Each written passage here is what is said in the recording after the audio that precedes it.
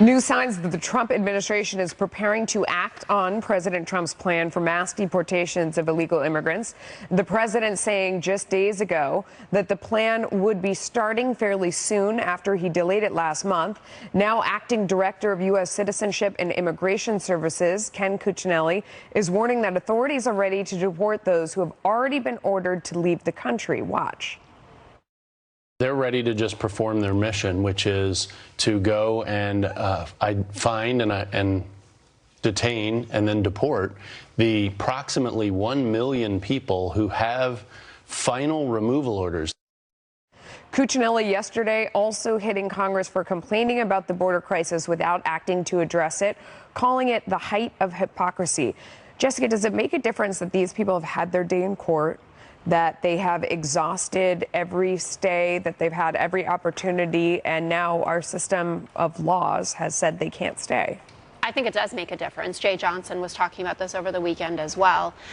There is a difference between, and I'm not sure what the gradation, what the scale was to what they would have had to have done while they were in the U.S. So not crossing the border is the crime, but having done something else here. But if you are to make the case, and a majority of Americans agree, of finding some way for the 11 to 13 million who are here illegally but have not committed a crime on U.S. soil to stay, that there do have to be some lines drawn in the sand. But this will add to the argument that we were talking about around the census, that if ICE is going to be going around and rounding people up, there's going to be more digging in and more opposition to this administration, what's going on the border and all of that. And the timing of it is not ideal for the Trump administration if they want progress on their goals for the border and certainly on the census question. The number one job of government is to prevent harm, not merely respond to it. We have got a crisis on the border, and a lot of it has to do with the fact that we can't solve our own problems. And the executive branch is just doing what it's charged to do, to enforce the law.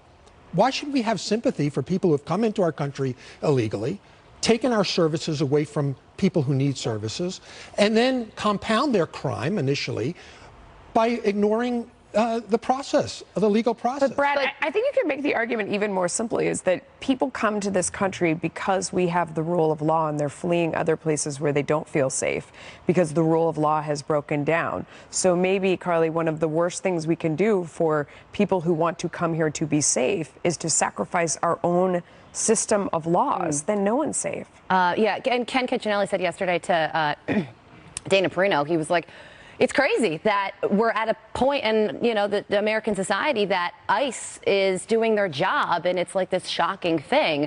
At the same time, politically, and this is sort of what Jessica was talking about, in terms of if this will be a win for President Trump going into 2020, huge win for his base, but I do think he does need to start making moves towards what independents want to see. And when you do consider that he could be splitting up families, that did not work for him last time, and it will look bad for him this time around as well. Just a couple of things. Based on this conversation, we're going to have to change some laws. I mean, based on what you were saying, Jessica, we are going to have to do what some Democrats are calling for, which is, it's no longer an illegality to come across our border, even when you know you were doing it illegally. We're going to have to stay that if we're going to make work what Democrats want to have work. And, at the end of the day, what's our goal here? Our goal should be comprehensive immigration reform. It's got to be securing our border. So you got to change asylum laws too, Brad, because what you said, most people are coming here for a rule of law. No, most people are coming here for money. They want jobs. They want a better economy. That currently right now is not covered by asylum seeking. No, and that's not what they're getting when they're sitting in a detention cell. The point of the matter is that unless we have a respect for the rule of law, for people who are citizens and for people who seek to come here, then the whole system breaks down. But it's incumbent upon Republicans and Democrats to solve the global issue of immigration, to deal with the people who have come here and have worked. And in certain instances, we are complicit. We have been complicit. Well, I wrote down what you said. We can't seem to solve our own problems. Ideally. Quote of the day. All right, House Speaker Nancy Pelosi